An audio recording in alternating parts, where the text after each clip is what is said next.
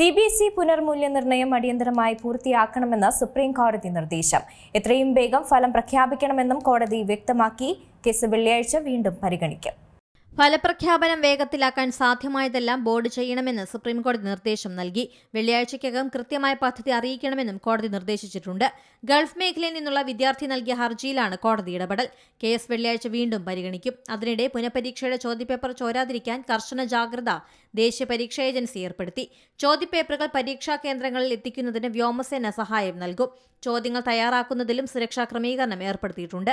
ചോദ്യപേപ്പർ തയ്യാറാക്കുന്ന വിദഗ്ധരെ പരീക്ഷ കഴിയുന്നതുവരെ സുരക്ഷിത കേന്ദ്രത്തിലേക്ക് മാറ്റിപ്പാർപ്പിച്ചു. ഇവർക്ക് ലോക്ക്ഡൌൺ ഏർപ്പെടുത്തി. അധ്യാപക സംഘം പൂർണ്ണസമയ നിരീക്ഷണത്തിലാണ്. മൊബൈൽ ഫോൺ, സ്വകാര്യ ലാപ്ടോപ്പ് എന്നിവ ഉപയോഗിക്കുന്നതിനും നിയന്ത്രണമുണ്ട്.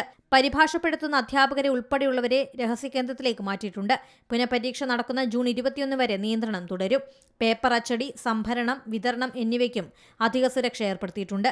നേരത്തെ പുനഃപരീക്ഷയുടെയും ചോദ്യങ്ങൾ ചോർന്നതായി സമൂഹമാധ്യമങ്ങൾ പ്രചാരണമുണ്ടായിരുന്നു. എന്നാൽ ഇത് വ്യാജമാണെന്നും ചോദ്യങ്ങൾ ചോർന്നിട്ടില്ലെന്നും CBSE അറിയിച്ചു. National desk, C Malayalam news. ഏറ്റവും പുതിയ വാർത്തകളും വിശേഷങ്ങളും വിരൽത്തുമ്പിലറിയാൻ സി മലയാളം ന്യൂസ് എല്ലാ ഡിജിറ്റൽ പ്ലാറ്റ്ഫോമുകളിലും ലഭ്യം.